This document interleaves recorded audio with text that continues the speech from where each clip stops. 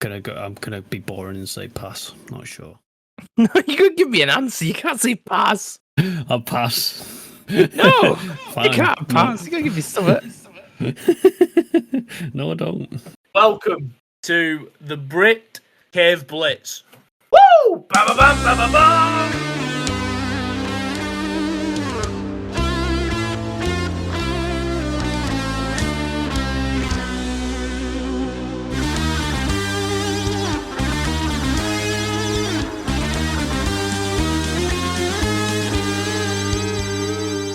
Thank you for that again, Tony. Welcome to another episode of the BritCaveBlitz with me, Smit, which is at SkyDaddySmit on Instagram and Instagram only. I don't have my co-host with me this week, unfortunately. Samuel, no socials, so you can't follow him anyway. But I have a Seahawks fan with me, Mr. Alex. Hello. You said hello, oof hello. then, like that's a bad thing that you're a Seahawks fan. I wouldn't say it's a bad thing. A lot of changes are coming. Just a depressing life. Depressing choices, depressing life. I mean, if you want to get into it, obviously, Seahawks, we are the people on this podcast and like ourselves, we live in Britain, not the country where this sport is played. Yourself, you did live over there for a bit. Do you want to like how did you get into being a Seahawks fan, basically? Just like many other people, you follow what your dad shows you. It was the first game I've seen. I actually watched them first time against the Buccaneers. We used to live in Miami, but we travelled up to Tampa Bay, and I watched the Seahawks then and fell in love with it ever since then. Obviously this would have been years back, do you remember why you fell in love with the Seahawks and not the Buccaneers, since you were, at the Buccaneers home game? Like I said, again, it's obviously being UK based and, not really following the sport exactly when I was younger, but just hearing about it from my dad when he used to go on his work trips to the States. It's just ingrained in you, isn't it? You just kind of you just kind of follow what your dad says, and then when you start watching, and it's that's basically it, really. There's not an exact reason of why it turned, and I loved them, but obviously when I did watch them early, 2006 2007 season, they were playing well, obviously. Yeah, I was just wondering if there was a specific player that was like, I like that guy, so I'll support that team type thing, or I mean that you're talking it was the days of Hasselbeck and Sean Alexander. I mean, all very brilliant players, so it was very easy to love them. And Sean Alexander at the time was my favorite wide receiver. So yeah, fair dues. Like I can't talk. I know for like my thing just came from playing Madden, so. It's not like I'm dissing you or being like, why the fuck did you like that team? Why didn't you like oh yeah, why did you go to that? I just wanted to be different, okay? yeah. I mean, like, I think sometimes that's just the English mentality sometimes, isn't it? Like, if you're not almost like the underdog thing.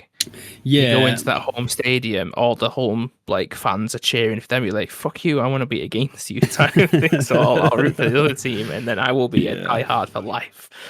Yeah. No, I get that. I do get that.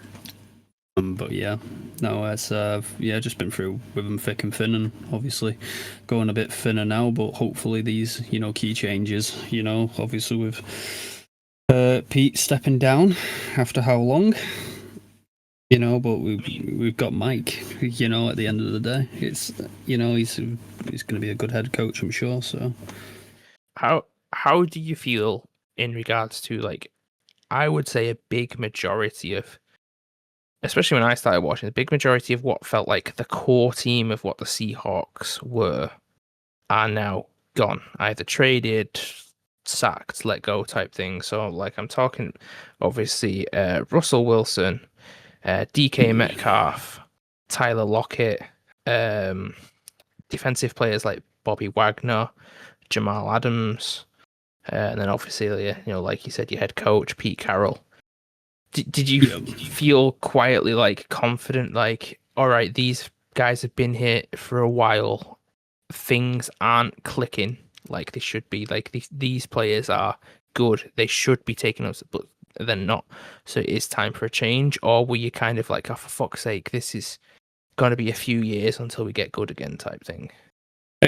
Well, the latter, unfortunately. Like I said, I'm trying to go into the season with a positive, but there's not much positive. I mean, obviously with, I know Lockett's, coming close to retiring, he's getting quite old and whatnot, but he's always seemed to have that synergy with the quarterback, even with Geno Smith, pulling up this year.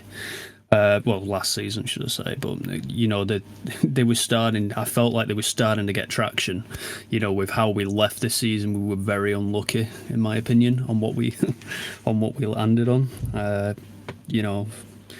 But it's just hard to see the light at the moment. I will say, like, you mentioned with the new head coach and everything, because I think he was the defensive coach for the Ravens, and it was the year after, like, the Ravens were like first in every defensive category, like yards per game and everything like that they let through and everything. So, as far as I'm aware, defensively, I feel like you're still quite strong as a team. I do like your backs, like forgetting his name now. I know there's Witherspoon and Woolen. I do like them, and when they've come in, and yeah, I think they've proved themselves being in that backfield. But it is I think you need some more big guys on the line, and losing or releasing both safeties one year didn't seem like the smartest decision. But yeah, I think I have, I actually like your team as a fan in that way. I have more faith in the defense pulling through than the offense. But I think sometimes it's one of them where the offense can't, click and get things together so much that the defense are basically just, when shit happens on offense and defense just seems to always be on the field. See, I've always been. I think the last few years, I think defensively, it's always been our major storyline. It's just struggles all the time. I mean, our rush has improved. I think even down to Woolen, I think we did regress slightly. Considering he had a great rookie year, but towards the end, I don't know whether it was just loss of hope. I felt like we had a lot to go for. We narrowly literally finished, didn't we? 9-8. Yeah, I think we talked about that last week, where we were like, it felt like when you started the season, you were off to a good one, because I think you might have like won 3 in a row or something, but then you won you lost 5 of the next 6 or something like that. I think it was 5. I'd have to look back on that, but I'm pretty sure it was 5. But yeah, it's. Yeah, exactly. And, it's just, it always just, but then again, we were against quite, team-heavy players, at the end of the day. I mean, 49ers had a great year. It was a hard one, really. Yeah. But, I mean, we did say, I think this division is quite a tough division. Mm-hmm.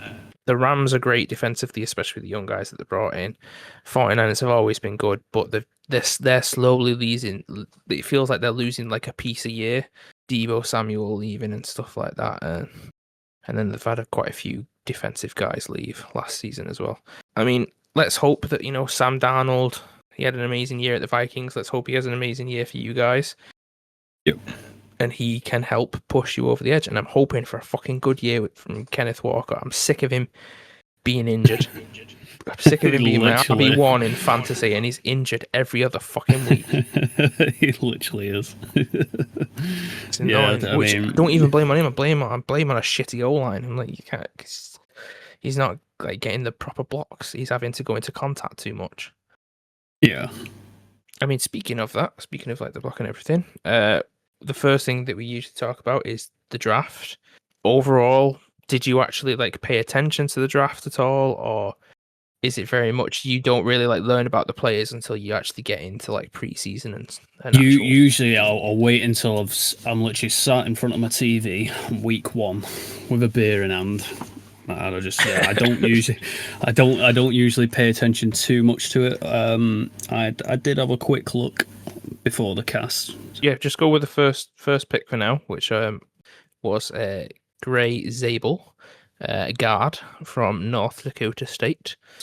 We have mentioned quite a few times that the Seahawks O-line is a big issue and needs fixing. Yep. Do you think the guard position? Don't think it's confirmed yet if he would be playing like left or right side, but do you think guard was the position to aim for first, or yeah, most definitely he needs to go for guard spot. You know, we have quite a run heavy offense generally, so being guard spot under the maybe under the new OC. We need to make sure we're rushing lanes, stabilizing pass protection. Then that's what we need. That's what we're expecting him to do. It was obviously Geno last year, but I think Geno ended up coming out in the year last year as the best passing quarterback under pressure because he was under pressure that much. He was. He was. And I think it was I think that was a serious, real loss we've got with Geno, to be fair. Like I said before, we were starting to grab a synergy, but I mean, maybe it's a bit easier when you're under that pressure and you have to throw it to, you could literally throw it and your wide receivers would always try and back you up. I mean, Lockett just seems to pick balls out of nowhere, and we don't even need to mention Metcalf, because at the end of the day, he knows he's good, and we all know he's good as well. Unfortunately, he knows too well how good he is. But I mean, he was that good. He said that I want to go to a team that will, be competitive next year, and then ended up going to the Steelers, who ended up being fucking old ass Aaron Rodgers as QB. So, I honestly think he made a mistake leaving. I think if he would have stayed this year, that especially your wide receiver core, so it'd be him, Jackson Smith, and Jigba and Cooper Kupp. That'd be a fucking amazing trio. Yeah, I mean, again, a lot of people, and I'm not accusing them of, not going for the money. I mean, everyone's, we all work for a living. Yeah, I mean, we all work, clearly. I mean, we all need to work, I mean, we need money at the end of the day, don't we? At the end of the day, if we're going to be offered more money, we will. But I mean, just look at Wilson. I think that's what you'll probably see with Metcalf, to be fair. Russell Wilson left. He played absolutely fantastic for the Seahawks for how many years, and then he went over to, I can't remember who he went over to. Was it Chicago? Or was it?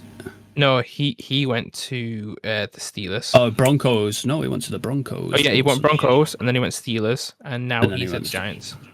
Yeah. I honestly, oh my god, those years were so shit. I completely forgot he went to the Broncos. And that was like one of the worst trades in trade history, and I completely blanked that he went out to the Broncos in my mind. I remember when I found out that news, I was so upset. And I was like, no, we're losing our best player. And then he just went over and he played, I think it was his worst ever year he's ever played. Yeah, I think statistically he was doing okay, but the offense as a whole wasn't firing. Right. Like, defense for them has always been great, but offense, just like, as in like his accuracy was good. So like he was able to throw the ball well, but the whole offense, I just don't think he had good people to throw to. Sorry, and they didn't have a good running back. Back to my point with Geno, I mean, he started playing well, but we've always had a decent offense. He could throw the ball anywhere, and luckily, even when he was under pressure, he made smart plays to the point where you throw it, and one of the two greats would pick it up, wouldn't they? To which we unfortunately don't have either now. I'm not gonna lie, with you saying that Lockett was older, I didn't think he'd go to another team. I genuinely thought he would retire. I know for the past few years he's been like getting into real estate and stuff. Genuinely thought he'd just retire and become a real estate agent, but for like, those expensive houses where it's like, yeah, my commission on this one sale was $6 million. Yeah, no, I have him on Insta, and I see he's always posting about his realtor stuff, isn't he?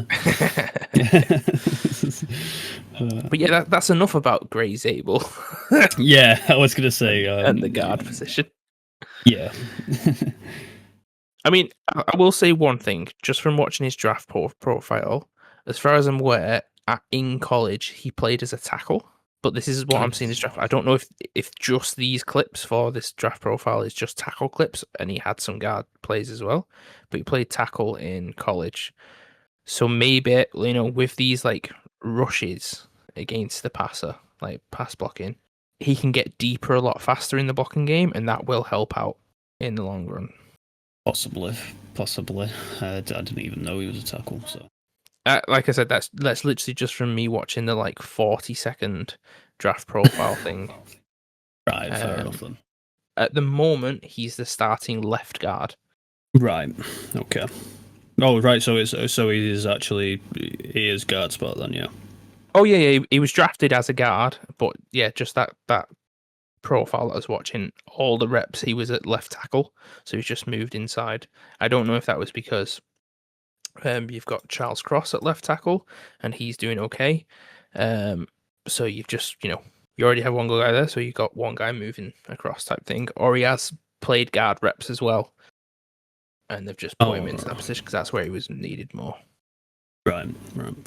I mean, the last thing I'll ask, just because it's the first round pick, do you think it was smart to aim for O-line, or would you have preferred something else?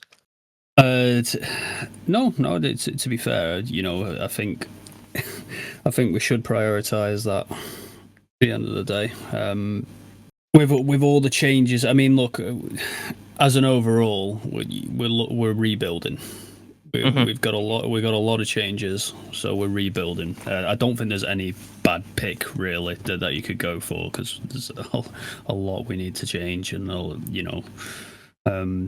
wouldn't have specifically picked like for instance picking a safety first, or it's I think they're all needed at the end of the day. So yeah, I'd say O-line, QBs, wide receivers, and maybe DTs.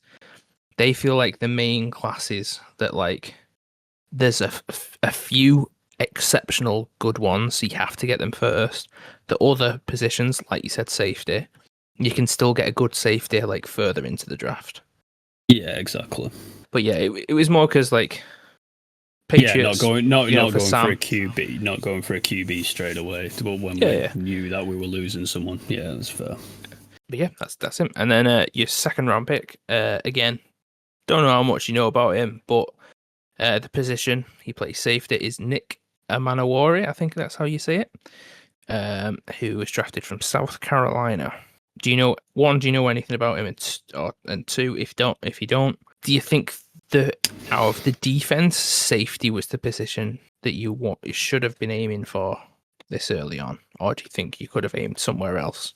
I feel really it could have been a 5th or 6th round, to be honest, to go for a safety. But I mean, looking at his record, he's not too bad. And in first team All-American as well.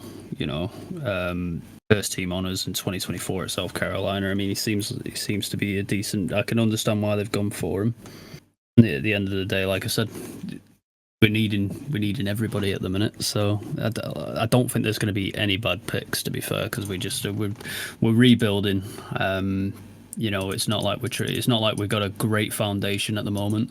I think there's a lot of new, even down to head coach. Yeah. And he's going to have to prove himself, isn't he? So yeah. Looking at your actual picks altogether, I didn't realize this until we were having this discussion that there's only 7 rounds in the draft. Yep. The only round that you didn't pick anybody up in was the 4th, and in total you had 11 draft picks this year. So having that many picks does signify a rebuild. Yeah, no, that's what I'm saying. It's we're going for a brand new team. There's no one that obviously. I mean, I'm not giving some people the dues, am I? Really, we do still have. We still do have some great players, and it's not a full rebuild. But I just feel that identity-wise, I think we're trying to go defense first. And I mean, he's defensive-minded head coach, so I feel like that's how it would go. Yeah, I mean, look, Jackson's played well for us last season as well. He's always been he's always been a bit looked back on, obviously, because we've had the likes of Metcalf and Lockett around, so he didn't really get a mention, but he is a solid running back. And I think we'll do well with him. So maybe going for safety day, for round 2 is not that bad in general. And like you said, with the amount of picks we've got, we're obviously going for a rebuild completely. So yeah. Speaking of JSN as well, just a thing you went. Did you happen to see, like at training camp when the fans get to go watch and everything? And like obviously people take things to get signed. Did you see the jersey that somebody got JSN to sign? No. So his last name is Njigba. So the back of the t-shirt said my Njigba. So he signed it, say like my Njigba JSN or whatever. Number 11. So is that going to come up on eBay soon? Then I'm assuming. I just saw it like it made the rounds on social media where it's like the goal of this guy getting him to sign this, but then obviously props for JSN to just laughing it off and being like, "That's awesome." Yeah, that's brilliant. We've already discussed, like you said, you don't really pay much attention to the draft. You open week 1 and are like, "Who the fuck are these guys?" They score a touchdown and go, "Yes, my favorite player now." Didn't know anything about him, but now my favorite player type thing. Exactly. I'm a very simple man. If you play well, you earn my respect. That's the be all and end all. So I'm just gonna go through a quick couple that I have heard things of or have been told, these are good players type thing. So your other pick in the second round, 18th pick in the second round, Elijah Arroyo, I think Arroyo, tight end. I said to you before, obviously, another person that you've lost or released this season was Noah Fant. Decent tight end, always reliable. Behind him was AJ Barner. At the moment, depth chart wise, AJ Barner is still tight end 1, and Elijah is behind him. It does come out on social media who's like doing great in training camp and all that stuff, but how much are those stories to be believed? Because it's just training camp. Things are simulated to be so specific. It could literally just be somebody like, look, this is a problem for our team, so we need to run this exact play against this exact defensive play and just keep running it until we get the timing down, get the play down so we can beat it type thing. So, for example, there's a lot of QBs that are like, oh, their first play of the training camp was a pick. Say, all right, maybe that was designed for the defense to undercut that route specifically to get the pick. But whatever. He's come out, apparently done really, really good in training camp. His comp for draft night was Trey McBride, great tight end. And the reports are, if they're to believed, are that he may come the season take the tight end 1 spot straight away. So I do think it would take quite a bit for this new Elijah guy to just usurp him for the number 1 spot. But this is for your team. This is just saying if he gets on the field, maybe he's on the preseason games. Let's watch out for him. Let's see how good he is. First pick of the 3rd round, or only pick of the 3rd round, you selected a QB called Jalen Milroe from Alabama. Dual threat quarterback. Very much, I think, was compared to Jalen Hurts in some ways, but better as a thrower. Right. And even then, in preseason stuff, he's been apparently having a fucking time, doing amazing. I think during one of his sessions, he threw, perfect, as in every target, every pass was completed. I have seen a few clips from him. Yeah, he's fast, he's elusive, very Lamar Jackson-esque when he's trying to run around or by people and escaping tackles. And then, he can actually throw the ball as well. So if Darnold doesn't work out, I'm actually excited to watch him. Because even with a shit O-line, a dual threat can be good because they can still escape themselves.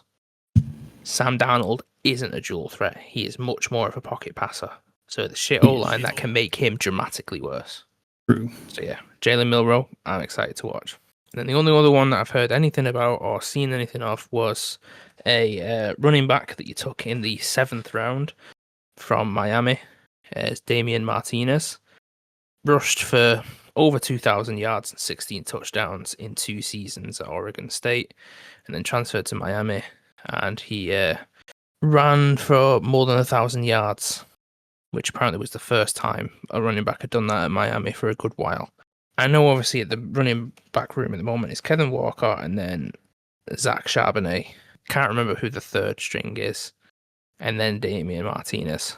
He could very much be take his reps, train and everything this year, compete for the 2nd string role year after type thing, depending on what happens with Walker and his injury proneness and contracts and stuff like that. You know, he could end up being a really good running back for you guys. Yeah, I mean, I've heard of Martinez. You know, he seems a solid running back. And yeah, like I said, we're on the rebuild, aren't we? So yeah, that's what I'm saying. Like, obviously, like, you know, we said before, you had 11 picks. I think it's good that they're taking certain guys who are clearly not, oh, we need you right now type thing, and we'll play you before you're ready, fuck you up, injure you, whatever. They have actually taken people who they can develop into what sounds like good players. Yeah, I mean, I think practically overall, I think it's been, you know, I think it's been a decent draft. Looking at it, you know, we're thinking of the future, and that's all we can ask for, really. You know, let's just hope we're ready. Is there anybody on the team currently, whether that's through the draft, free agency, or who has been there for a few years, who you think hasn't had their time to shine yet, but this could be their year? This is the guy who you think you should watch out for, regardless of position. Like I said before, I think it's going to be Jackson. You know, Jackson with his, I think he's going to be the primary wide receiver now. And I think he's definitely going to be someone to look out for. I think he's been overshadowed, obviously, by the likes of Metcalf, by the likes of Lockett, you know, as seen as, you know, the holy grails of the team. I think it'll give him enough space now to spread his wings. You know, he had a great rookie season. I'm hoping to see a lot more from him. Yeah, that's a good shout. Yeah, and again, you know, following someone else to look out for, Walker. Obviously, if we can battle his minor injuries all the time, but considering what last season, 931 yards, 6 touchdowns, he's a solid player. Yeah, I was just going to say, like, given his injuries, I know it says his game played 12, but I'm pretty sure a bunch of them, there was at least 2 or 3 of them where he was, like, injured mid-game and had to come off. 153 carries for 573 yards just in the rushing game and 7 TDs. 3.7 average, which is his worst since being with you guys, since being drafted and everything. But like I said, I think that is not purely, but mainly down to a bad O-line, because I think he has to go into contact too much. And don't get me wrong, he's clearly a strong guy. There was a thing last year where he literally like had somebody around his ankles and somebody went up top and he just sort of like stood up and threw them off him. Yeah, I've seen that. I think there was something else where like he did a weird bend where his knee or elbow never actually touched the floor, because he like landed on top of the defender, never touched the floor, and then just carried on running. Yo, the monster. So mate. you know, yeah, he has the like physical talent and ability. It's just keeping him healthy.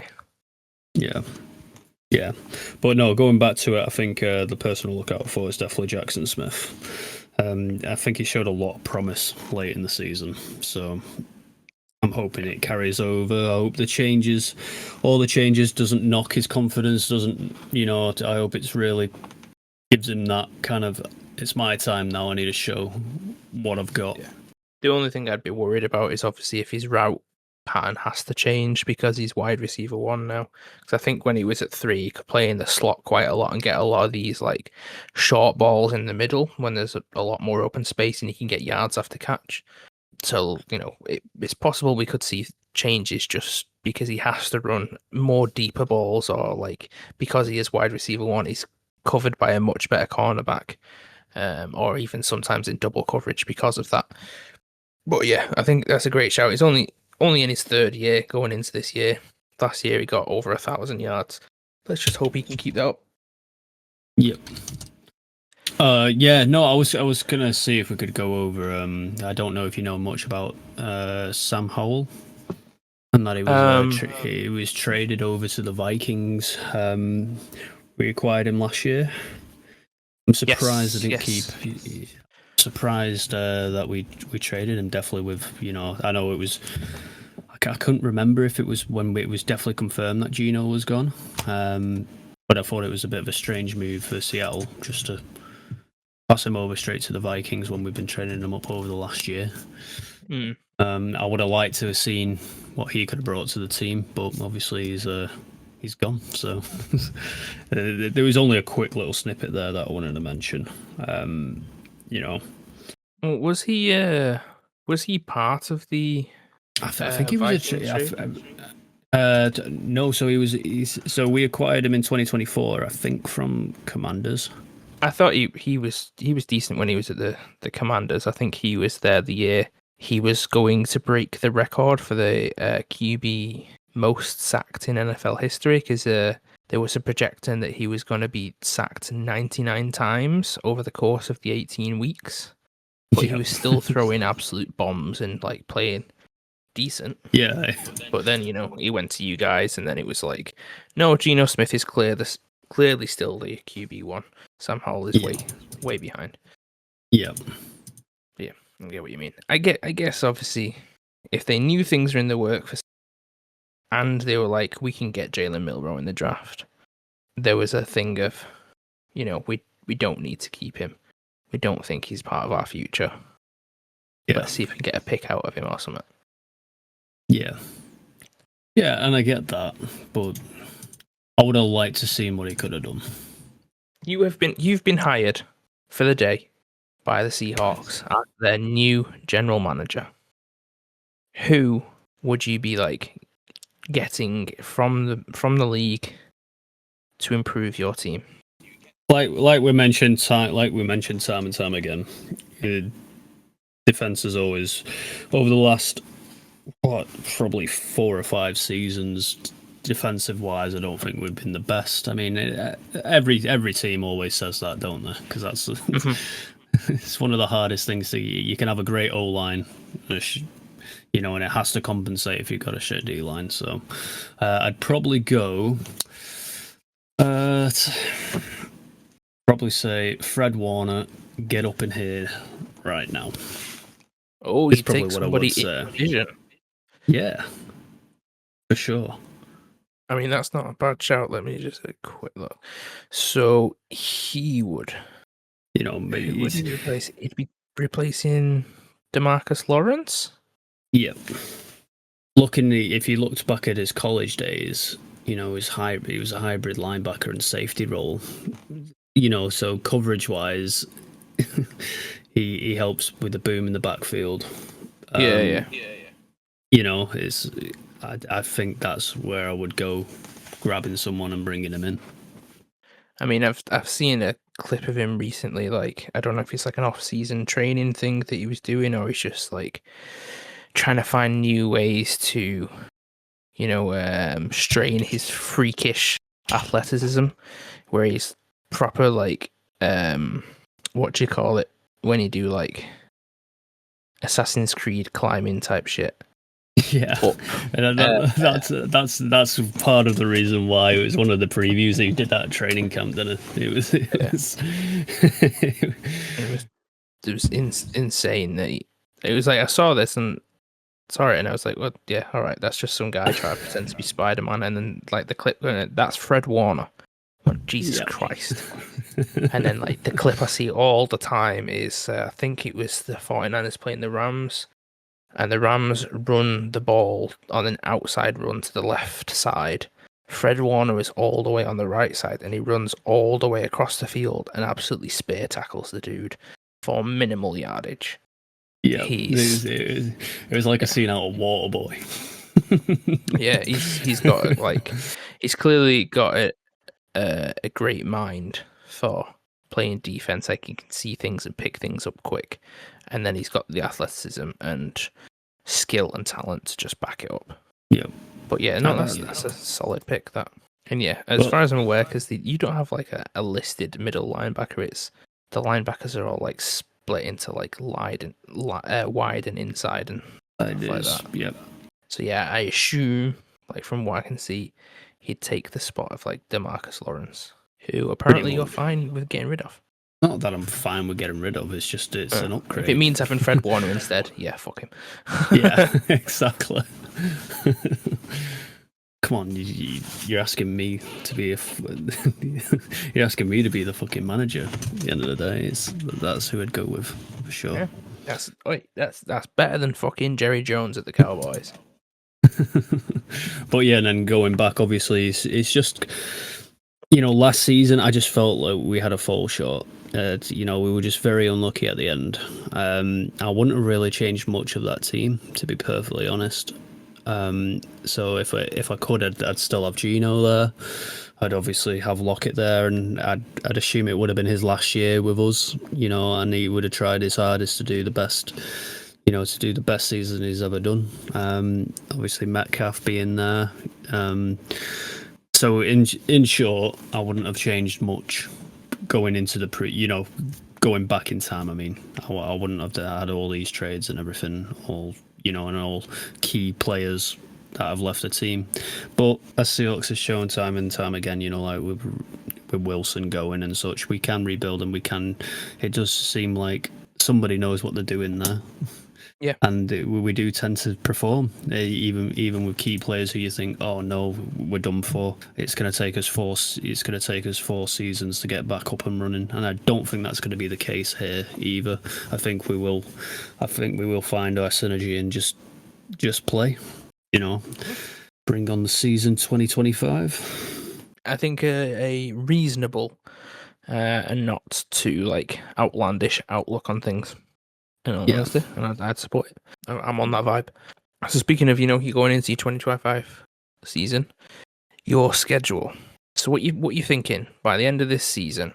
Like ignoring being like, because obviously if you get a certain amount of wins, you're going into the playoffs type thing. But yeah, what do you think your regular season record is going to be this year? Do you want my realistic, or do you want my wish? So this for the. Don't say 17-0 because that's unrealistic. Well, I would hope.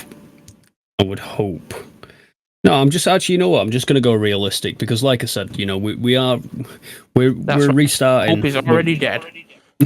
Exactly. I mean, we've had everything ripped away from us. Everything that we've worked so hard against. Last season. I'd like to go for a 9-8, and I think that's being realistic. Okay. I think, fighting for a wild card. But yeah, I'm hoping 9-8. Yeah, I think, honestly, I think that's extremely realistic, and I think you could do better than that. But just, if you're going to go with 9-8, who do you think would be those 8 losses? And obviously, with your division, you're going to play a team twice. So, like, if you can give me the weeks. So, week 1. Okay. You're at the 49ers to start the season. Is that a loss? Yeah, that would be a loss. All right. Oh no, you're home on that one. We are home. We are home for that. Yeah. But it's a really tough start. As a season opener, that is a real. We're talking about the division powerhouses all there. I would have to go with a loss. Week 2, you're at the Steelers. You think that's a loss? Yes, I'm going to go loss. I'm going to go loss with that. As our first away game. Yeah, I think we are going to start on 2 losses, which is hopefully not going to. Hopefully, it's going to strive the team to really play as well as they can. Then at home against the Saints. Oh, that'll be a win. We should have an advantage. We should have an advantage. We should have the advantage there with familiarity and timing. At the Cardinals. Divisional road game. Yeah, I'll go win against the Cardinals.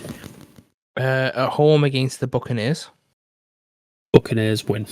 At home win, definitely. Oh yeah, so like Buccaneers, I mean they always rely on like their offenses, don't they? And I think our improved D line is, we could win against them. To be fair. Then at the Jags. Is that a real one? I think that's going to be lost. That Jags defense is probably arguably the best last season, really. So I'd probably say no. I'd probably say a loss on that. At home versus the Texans. Win. Then you got a bye week. You think you'll lose then? For the bye week. No, I think that might be a loss, possibly.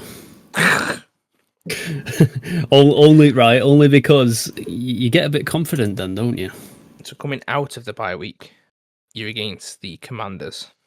At the Commanders. It could be a good storyline that though, couldn't it? Against Daniels, so probably a win.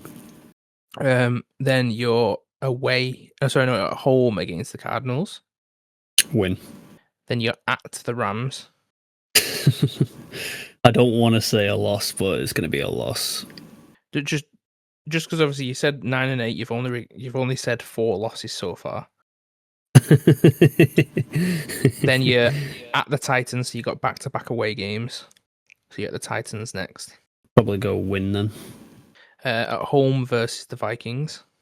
I mean, I think Vikings is in quite a similar spot to us, aren't they? I think, are they rebuilding currently?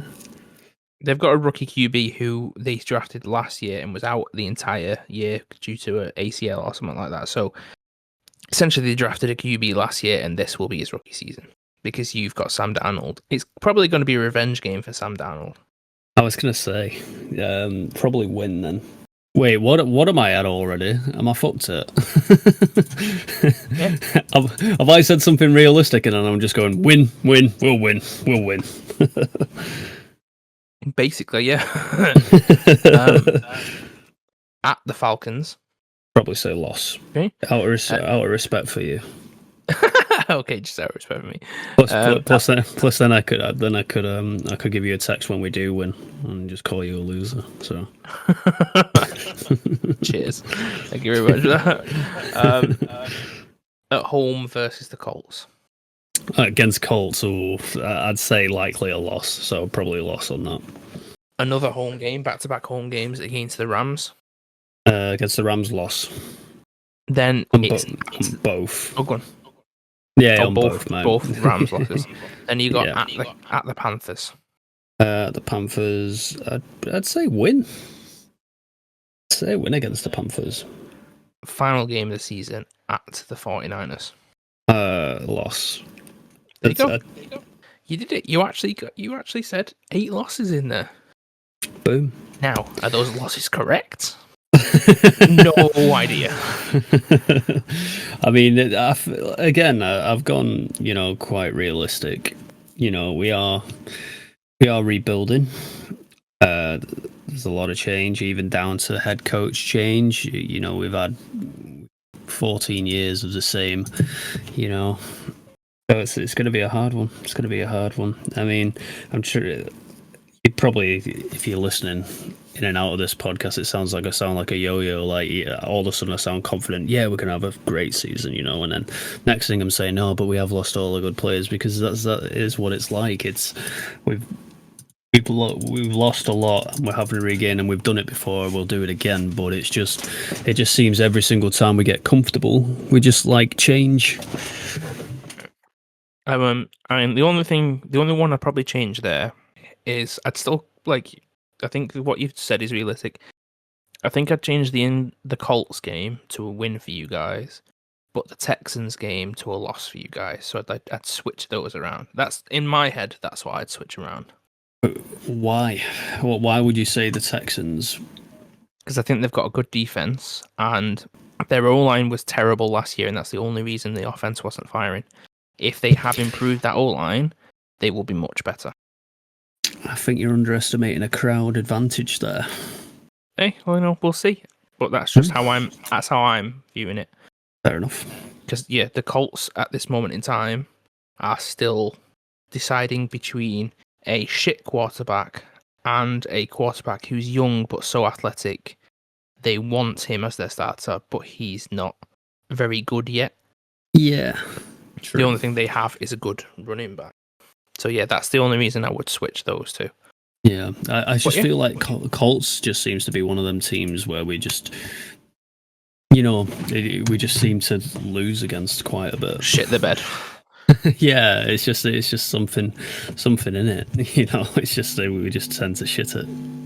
Like I said, I probably wouldn't even say hopeful. I would just say that is realistic. I'd say hopeful. You're maybe looking at the 11-6 range, maybe even 12-5. I would say those would be hopeful. But yeah, I think that's extremely realistic because at the very least, you're still like, yeah, we're going to have a winning season, which I think you would have, and you should do. I think you're a good team. Yeah, I mean, at the end of the day, there should be a lot of winnable games there, to be fair. Like I said, though, I mean, we are opening up tough. And I just hope that it doesn't hit too hard to the team that's just starting out. They've just been through training, they're starting to feel good, and then you max straight away with the 49ers. It's definitely gonna make or break the team, I reckon, as to their attitude towards the whole season. Yeah. And like I said, it might sound a bit harsh saying the 2 losses, week 1 and week 2. No one wants to no one wants to lose back to back, of course. But they're not the 2 not easy teams at the end of the day. Yeah, I agree. I just hope it doesn't knock the confidence too much if it does come. If what I'm saying does come true, I hope it doesn't knock the confidence too much. But like you said last season, we've gone 5 losses in a row. But then we're able to turn it around to to something that we should have realistically made the playoffs. But yeah, is there any games that for example, I switched around? Then is there any games that you like? You think the majority of people would be like, so say like the Rams, for example, you would be like, yeah, most people would look at that game and say, yeah, the Rams are going to beat the Seahawks. Is there any games where you think you're the underdog in and you could pull a win out?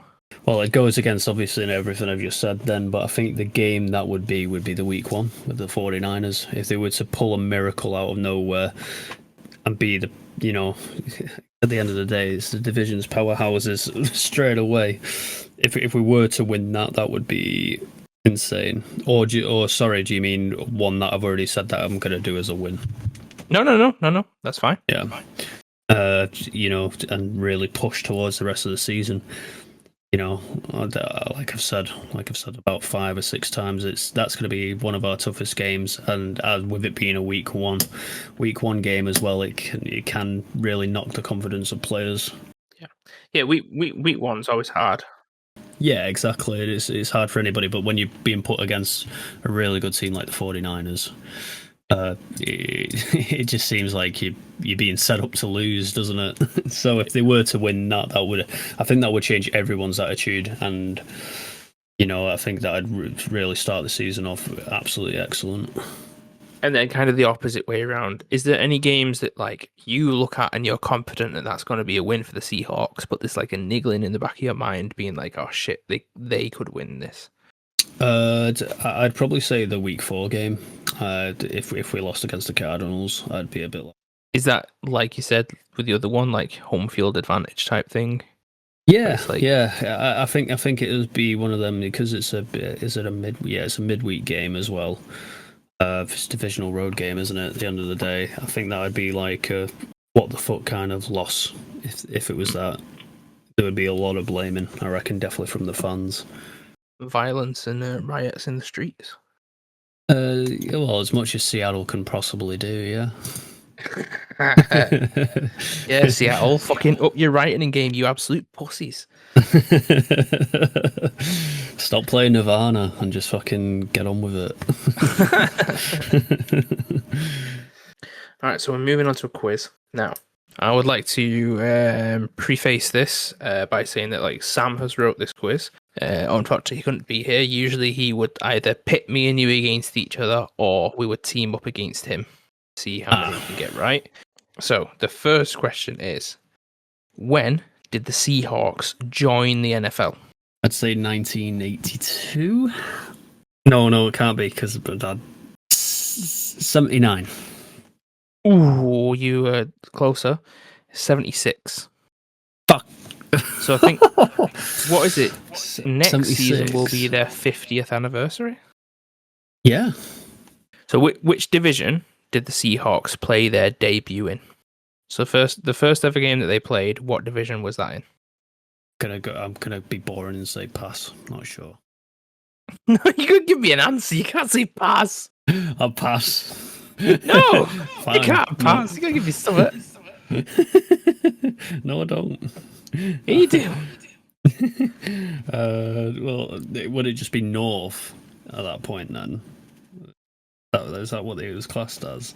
I don't know what it was classed as. I mean, I don't know what the divisions and stuff were classed as before because I think. So you just want to answer with north. North. Okay. The answer was the NFC West, which is the division they are currently in.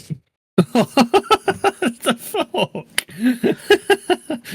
Well, I thought it was like a north and south thing. That's what the Americans usually like, isn't it? Yeah. I don't.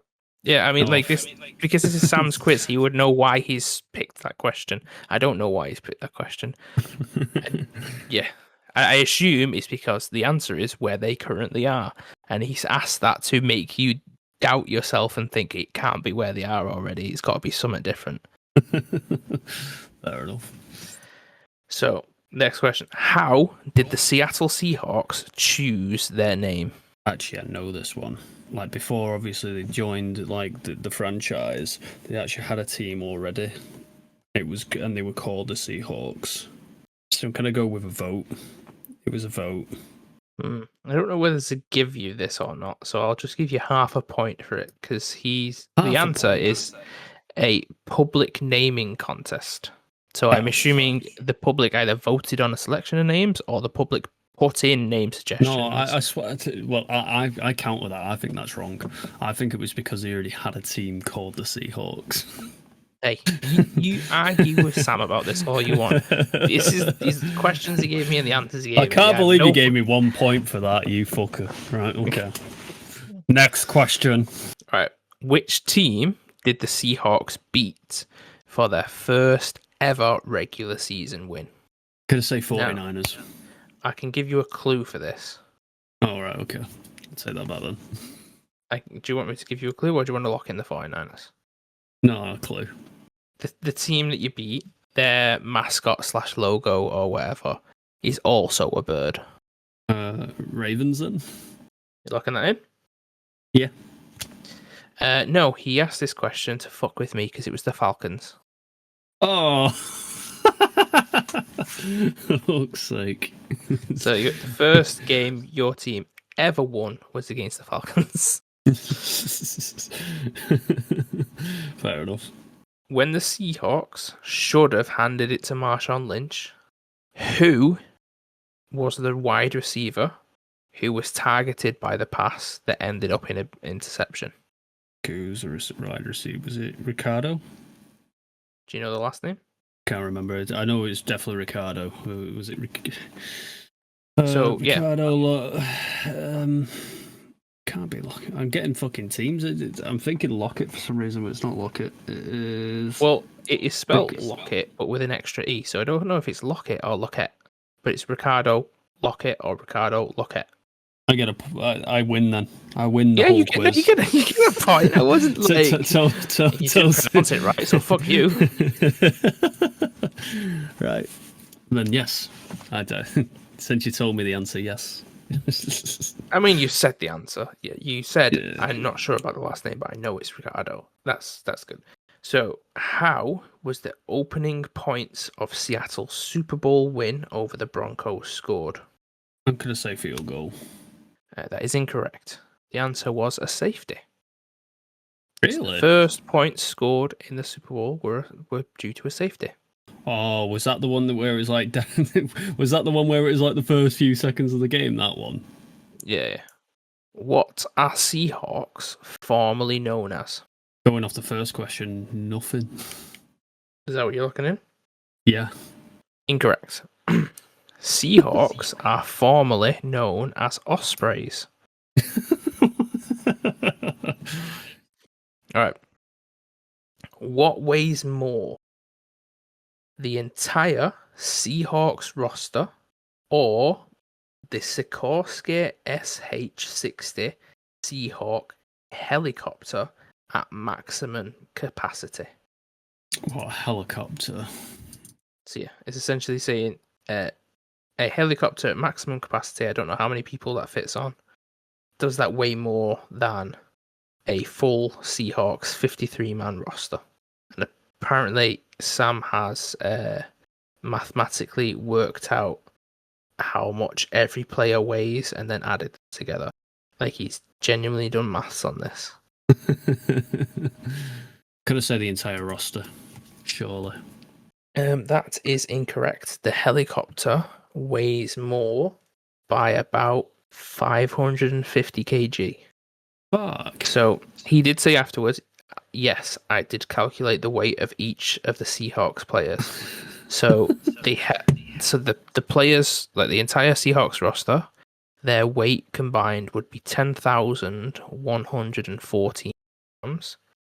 The helicopter at maximum capacity is 10,649 kilograms. But, So about 530 kg heavier. but who can fly faster, 53 of them or the helicopter? Probably the fucking helicopter, mate.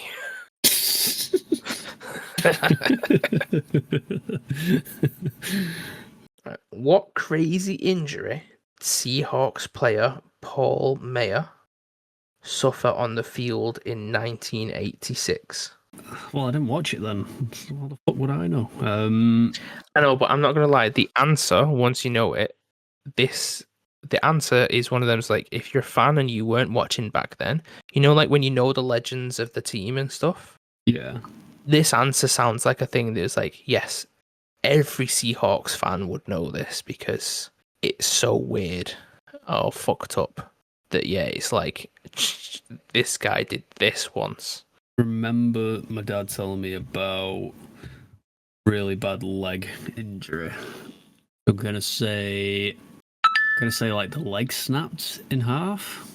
So I'm going to say, like, physically on the body, you're close. Apparently, in 1986, Paul Mayer ruptured both his testicles. Oh, what the fuck? That's what I mean. That's like so fucked up of an injury. It'd be like, Not you even kind one, of like both. know about this. Yeah, both. Oh my god. And then the final question. Mm-hmm. What number is retired by the Seahawks, but not for a player of the team? But not by the player of the team. So like usually, so like for example, Metcalf, if he retired now and they wanted to retire his jersey, they would retire number 14. There is a number that the Seahawks have retired, but it's not for a player. Do you know what number that is? I actually do. That's 12. 12. And then he's put bonus points for why. Do you know why they picked number 12 to retire? Yes, because it was for the 12th man, because I remember about the 12th man. So is that for something to do with the fan base, fans? Yeah, correct. I mean, I asked about this because I said I didn't understand it. And basically he said that, it's for the 12th man for the fans. They created a penalty for if the fans were too loud, the team would get penalised. And because the Seattle fans were so loud, the Seattle would get penalised so much. And then the rule got completely scrapped when other fan bases got really loud as well. Yeah. And he said that fact was 50% cringe and 50% actual cool fucking story. Like, you're too fucking loud. Yeah. Yeah. No, as a fan base supporting your teams, you're too loud. Calm down. Yeah, have you never seen, like, they've got like a flag? They've got a flag about it, like a 12th flag. No, I mean, I think I've heard the expression the 12th before, but I didn't know it was from the Seahawks. Like, I didn't know that's where it originated, and that's what, like, they had a whole thing around it type thing. Yeah, no, I think they won against, like, I think they've won like a world record, about loudest crowds. Oh, really? Yeah, look into it. It's like they got like a world record for it.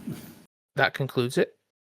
Thank you very much for coming on and helping me through this. Helping me through these dark times.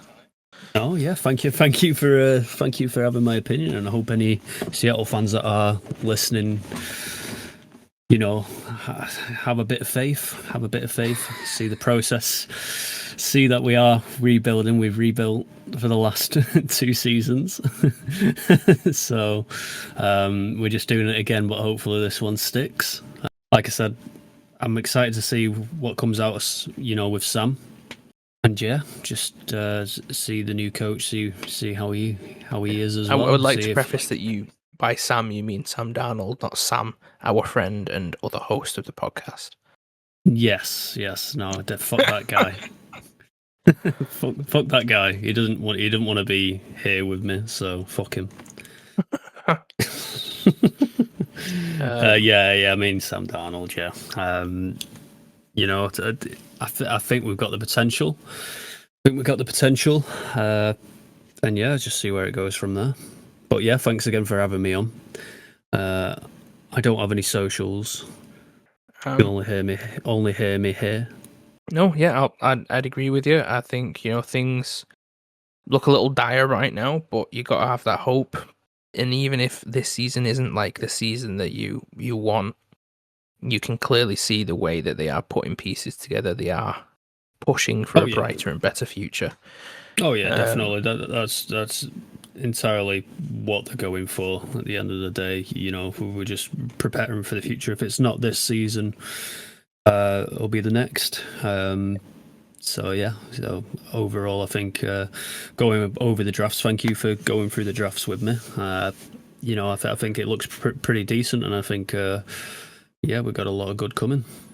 Yeah, and I'm like I said, I like the team, and I'm excited to watch them play. And I do think, and I have said this, but it's a tough division, especially defensively. I think, apart from the Cardinals that I don't know that well, I think the other 3 teams, you guys, the 49ers and the Rams, all have decent to really good defenses. So it's hard to be competitive in this division in the first place.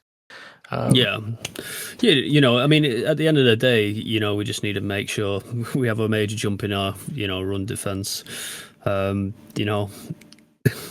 It's quite simple stuff, isn't it? Improve the play calling, and make sure protection holds at the end of the day. We know how to improve. We just need to make sure everyone that we've got performs. Yes, I think if everybody does their job, everything should be a good one. Should. Before I scream out the end of the podcast type thing, is there anything the Seahawks chant like? For the flock is the Ravens, isn't it? Yeah, theirs is that. What's it called? We just have we just have 12s, don't we? So majorly we just go Seahawks like that. So usually it's like one side of the stadium shouts C, the other side shouts Hawks, and it just echoes. Okay, yeah, that's cool. And then shouting 12th man, because that's what the fans are known as. And then generally just my favourite one, is Go Hawks like that.